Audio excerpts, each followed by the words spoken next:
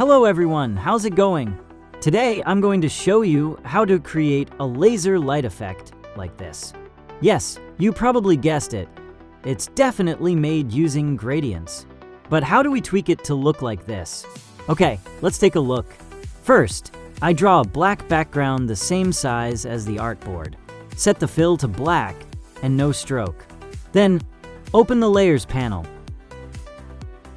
Lock the first layer and create a new layer.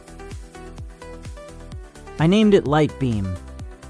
On this layer, I draw a single rectangle.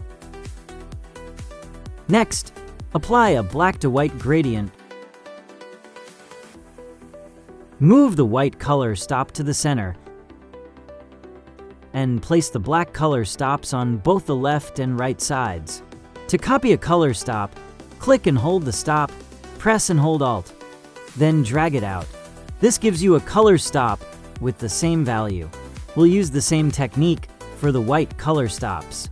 See, when the color stops are paired and close together, it creates the appearance of a light beam. I tweak it a bit more by moving the sliders to prevent the edges from looking too fuzzy. You can also move the black color stops inward, which helps further.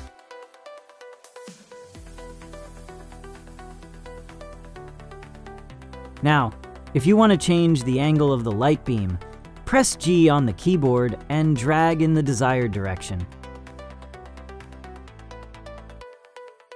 To change the color, simply drag a color from the swatch panel onto the gradient in the gradient panel. Then, duplicate the layer by dragging it to the plus icon. You can change the color first. Next, go to the transparency panel and change the blending mode to screen. The colors will overlap like this. You can duplicate the layer as many times as you want. Change the color and adjust the angle again. Stack them on top of each other like this. For some shapes, I made 2 light beams in a single shape.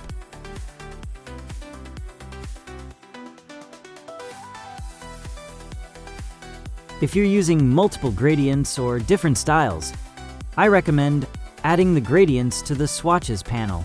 I separated each gradient into its own layer. So I just click on the layer, then click this small arrow here in the gradient panel and press this button, Add to Swatches. This way, you won't have to mix colors repeatedly and can reuse them next time.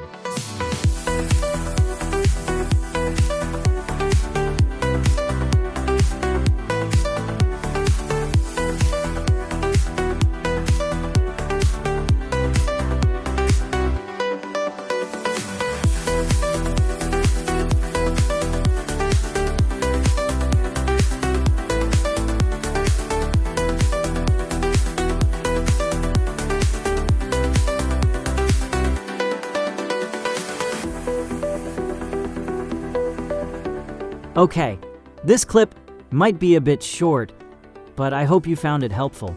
If you have any suggestions for what you'd like me to teach next, feel free to leave a comment. Thanks for following, and I'll see you in the next video.